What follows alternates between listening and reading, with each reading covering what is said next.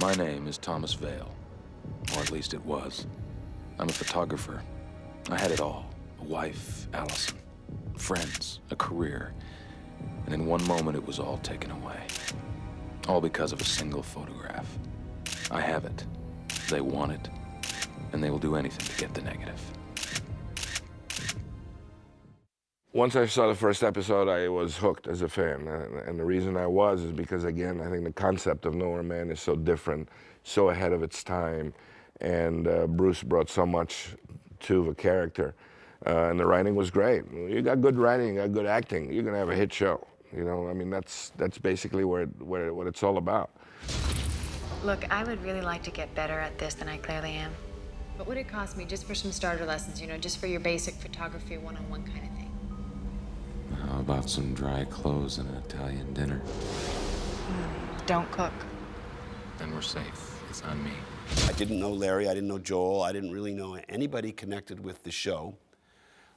They must have looked at my resume or seen something that I had done and thought I might be appropriate for the show, and it worked out. That is, frankly, more often than not, how you get a job in episodic television. I wasn't that familiar with the show because I don't think when I got hired to do this episode that it had aired yet. I knew about it because I knew what shows were ordered, and UPN was in its infancy at the time. But maybe it takes somebody starting out to take a shot on such an unusual show as Nowhere Man was, because I think when you're doing something that is creatively different from the norm, you might have a hard time selling it to the networks, who really try very hard to find almost a homogeneous kind of a show that can appeal to the widest possible audience, since the whole game is on Nielsen ratings. As I recall, Nowhere Man was fairly well organized. We didn't have like great crises that we were facing other than getting ourselves out of a couple of story holes once in a while, but because it's such difficult material to sustain because of the odd nature of the mystery involved from week to week. But you do have to get to know people. You have to wheedle, cajole, and persuade to get things done, and use sort of all the resources of your charm all the time with new people. And when you meet the actors, you have to kind of size up rather quickly. Sometimes you can do it with discussion with producers or other directors who work on the show. Who needs to be treated in what way? They have to get to know you. You can't really force getting to know them. You have to give them a little while to get to know you. So that sort of being thrown into the new party like that week after week after week is the toughest part of the episodic director's challenge. Who are you? What the hell do you want? Now, Tommy boy, is that any way to talk to your one and only hand-picked, self-appointed guardian angel? I didn't give any direction to Dean Stockwell. Dean Stockwell knew where he was with his character on every single page of that script. I asked you a question. Peter Dunn and I had a dinner with Dean the night he got into Portland. And it was very clear early on that Dean had a vision. Because I started talking about something and he says, well, wait a minute. And he goes off and he had every single beat worked out. So there was no need to direct Dean other than, you know, you went out of frame on that shot, Dean, can you just stay in frame? And someone like Dean, you're not going to do that. Unless he's totally just way off, and he wasn't. I realize my actions appear contradictory, Tommy boy, but trust me, I've got your best interest at heart. I'm sure. And Bruce knew the character. You're 9 episodes in, you're not going to start directing Bruce. You can have conceptual conversations with Bruce about maybe we should take this direction, maybe with that, and then Bruce will think about it, and he knows his character much better than you do. And he'll say, okay, yeah, or no, I want to stay with this. And, that's what you do.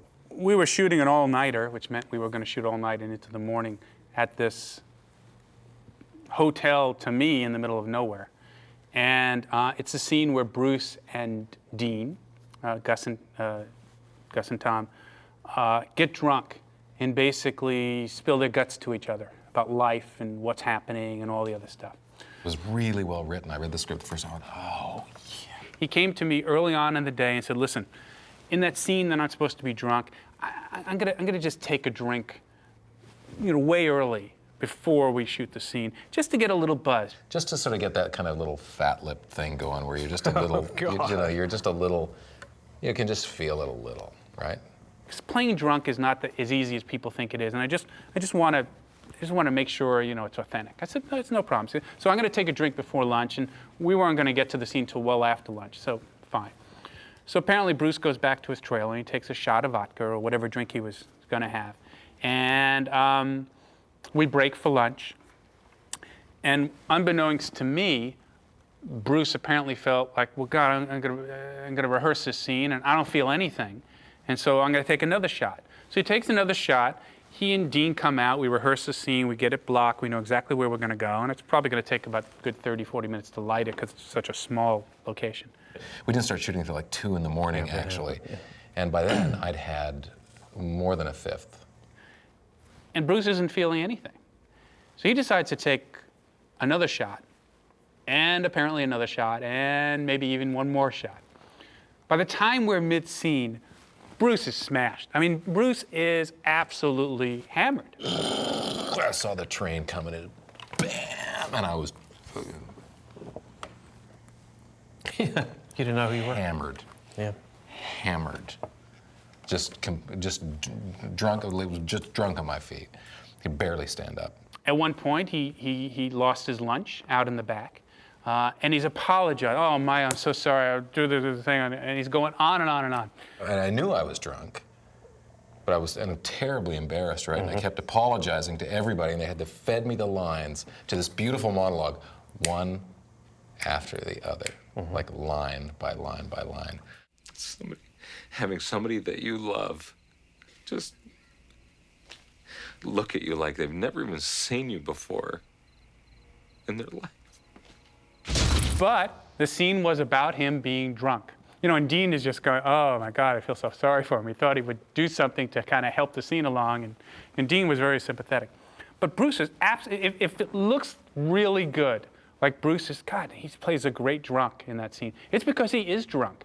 And we couldn't figure out how he knew the lines. Because even though he was stammering and slurring his speech, he still got the lines out. You're wrong. That is something I will never forget. Oh, no. No, you won't forget it. As a matter of fact, it'll haunt you every time you close your eyes. So he did my coverage first, and it was terrible. It was maudlin and melodramatic and overdone and hideous. And I said to Dean, "Do you want me to stay for the off camera?" And he goes, "No, pal, go home." I think we spent a lot of time talking about how to make the plot of a story that was tricky, plausible. I find myself sort of obsessing sometimes over details that I feel need to be set up more clearly in order for certain payoffs to happen. There were logistical problems shooting and preparing those big-scale scenes with all the kids doing their choreography out on the field, the calisthenics that had to be taught to them, and the whole point was how precise it was. They were supposed to be as close to being automatons as possible. So it wasn't like it could be sloppy. It had to be crisp and perfect. And that sequence and the sequence inside the church, the chapel, where they sing and they all have to stand up and march, and you have to get them to the final position by the last beat of the music. Those were unusual production challenges in an episode. I ran a check on you when I got back to town. Couldn't find squat on anybody named Jack Griffin. Aside from getting the story to ring right, because of this very odd circumstance of this guy with kind of no background and nobody who can count on, and he's in a new circumstance every week, it was tricky to get the story right.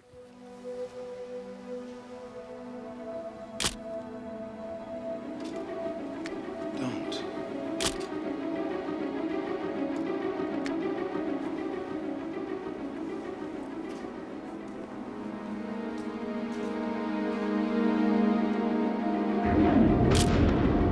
We spent quite a bit of time trying to be sure that that just didn't seem like a dirty old man giving in to this pretty teenager wanting to put her arms around him.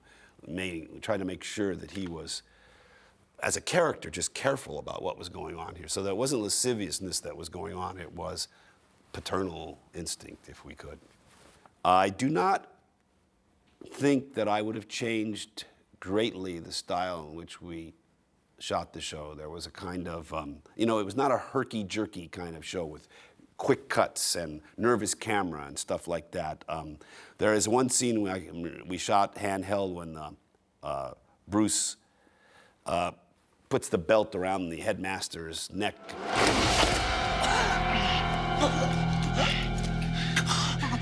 What do you want? Answers. What is this place? This place? Sperling. Who runs it? Who supports what you're doing here? That we wanted to have a little bit more nervous feeling. There was a purposeful kind of, I hesitate to say languorousness, sounds like nothing benefits storytelling-wise from languor, but there was a kind of quiet to it because of the fact that there was this idyllic circumstance that these kids were in the school. We wanted it to be kind of a dirty secret underneath this reflective pastoral sensibility. I don't get it. I don't want it to stop. I don't have a problem with your brave new world. I like it. I think some directors, and they often get good results from this, work on scenes from a kind of, to make the emotional quality of the scene as full-blown every moment as they can. I tend to lay back a little bit and save those moments for story accentuation. Trust me, there's no warrants out for me. Of course not. Think about it. When you ran Thomas Vale, you got nothing, right? Bruce Greenwood and the central guest star, Bryan Cranston, improvised a bit, and we would write it down, and we called or sent it or faxed it to Larry, and he would massage it or throw it out if he didn't like it, but he was quite open to letting them help get us out of a couple of little very tricky story points. And I remember everybody being very gracious in Los Angeles about that, which I was grateful for, because in some shows, the idea of an actor having input into the script is anathema, and God forbid, in some shows, a director making too many suggestions like that. It really depends a lot on the show. It's not like a feature film where the director just puts in whatever dialogue he wants if that's what he cares to do. Television series is run quite understandably by its creator because he's got to be with it week after week, if not year after year. And there has to be that single sensibility running it. A Rough Whimper Insanity. It's, I think we started that episode with the title because Joel, who wasn't particularly computer savvy or anything else like that, had heard the anagram somewhere floating around. A Rough Whimper of Insanity, it's an anagram, something that Scott discovered, a rearrangement of the phrase information superhighway. God, in a sad way, it really seems to fit. I mean, Nowhere Man, in its core, is about a misfit. Tom Vale is sort of, in some ways, the ultimate misfit. Rough Whimper, how it came to be, how the character of Scott became to be, I think that was his name. Just another, maybe even more of a misfit in a sense than Tom. And then, in a way, self-imposed.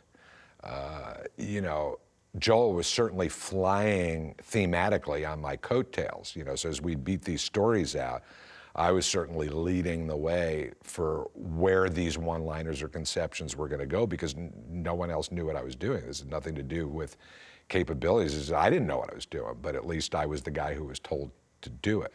I came aboard, I was very excited because I knew what the concept was. I knew it was going to be different, it was going to be unusual. When I was handed the script for Whimper of Insanity, I saw how ambitious it was. It was an incredibly ambitious show, but it was beautifully written. Joel Surnow wrote this particular episode, who went on to do La Femme Nikita and 24. And what really made this episode so special was, I think, number one, the script, which is always where it always starts. People forget that. And number two, the acting. I think this is basically a two-character piece between Bruce Greenwood, who was always brilliant every week. But in this particular episode, he played so well off Sean Whalen, who was the guest star, and most of it are scenes just of the two of them. And you have no idea how she got into this? No, I'm not sure. I mean, part of me needs to believe she was pressured. Somehow she did what she did because she was trying to protect me, but... I don't know, part of me just... It's hard with people. You can't always be sure. I mean, not like computers. Click, click. Yeah, but computers don't light you up with a look of recognition. They don't brighten when you come into a room. To be able to keep an energy going and a flow going to the show just of two characters basically inside this house, which was closed off and had all the windows covered and was kind of a very paranoid atmosphere, was really a great credit to the actors who brought the script to life.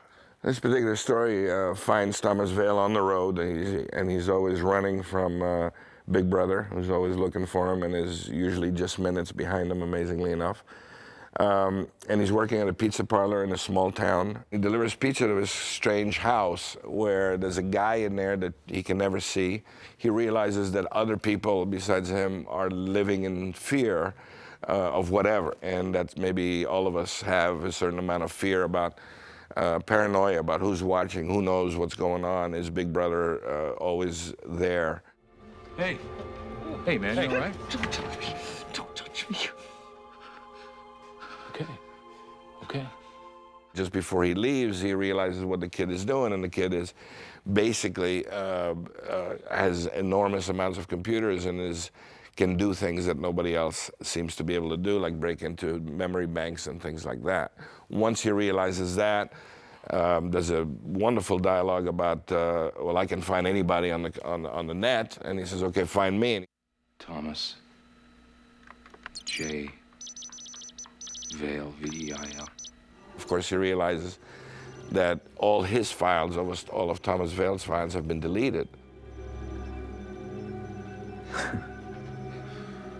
Who the hell are you? I know we got a lot of flack from the fan base, a certain element of the fan base there, because we didn't go high-tech electronic with the videology, the videography in there, the video game stuff. You know what virtual reality is? No, not firsthand. At the time that we made this was way ahead of its time, and doing virtual reality, we didn't really know how to proceed with that. And it really became almost something that I had to envision of what that might look like and what that might feel like.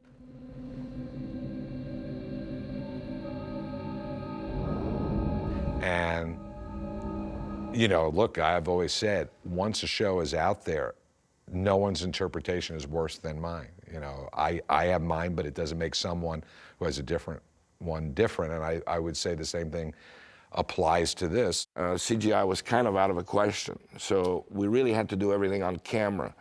So the first virtual reality problem that I had was to find a perfect location, which I did.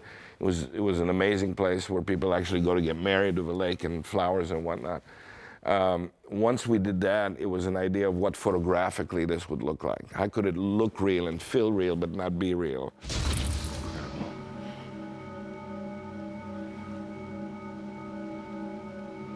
The next problem was, well, do they walk around? Do they have normal function? And I came up with the idea that they didn't, that somehow they floated in air.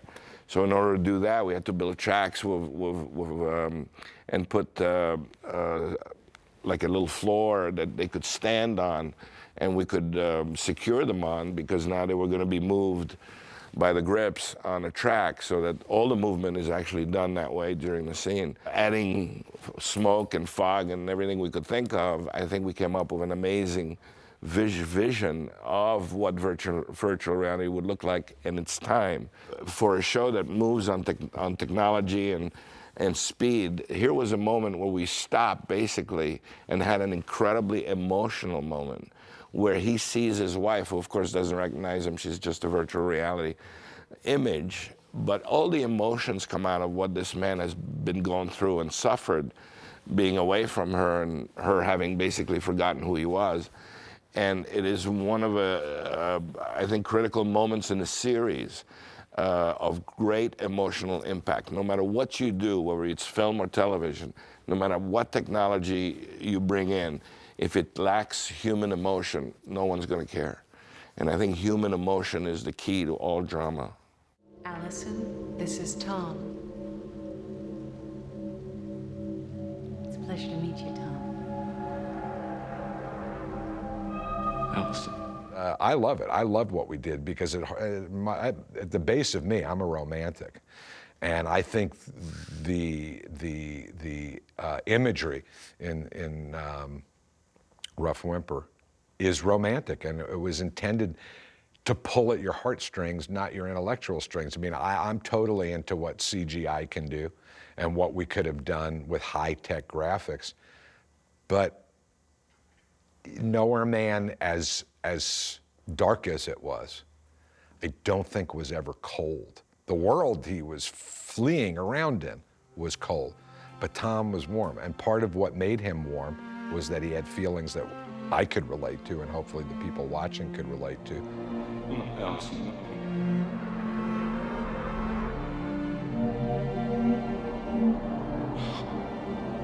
Scott, no, don't.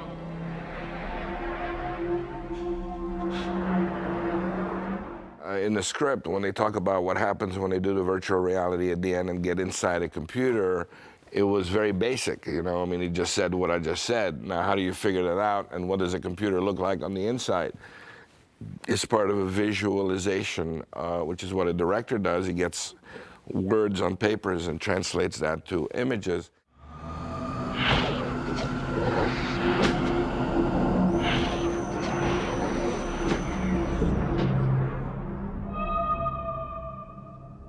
Where are we? Discarded heat memory, random data that they use to fill the space between files. Wow, they sure went to a lot of trouble to dress this place up. But this particular picture is actually on a piece of glass.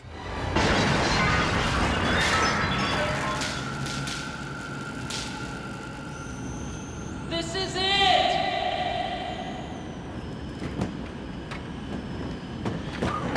Well, obviously we wanted a long tunnel that was made of plexiglass so that it would carry the shadows, but it wouldn't really have any shape to it because it was a white on both sides of the DP was able to light through in a very virtual looking tunnel that led to this room.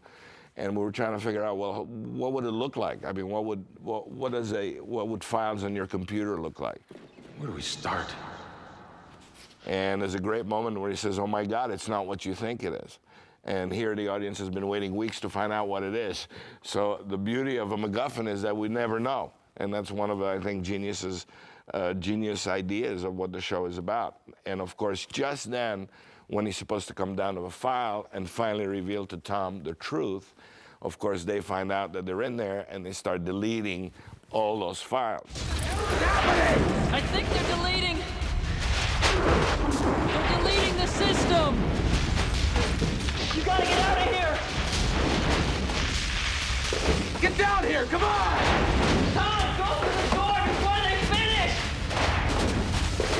Sean Whalen decides that he would like to basically die in there because he doesn't relate to the outside world, and for him to be a computer genius and kind of be deleted along with the files is a great moment for the character, which I thought was incredibly powerful. And Scott was just a wonderful character, but Scott was so unfortunate that he couldn't even survive, ultimately.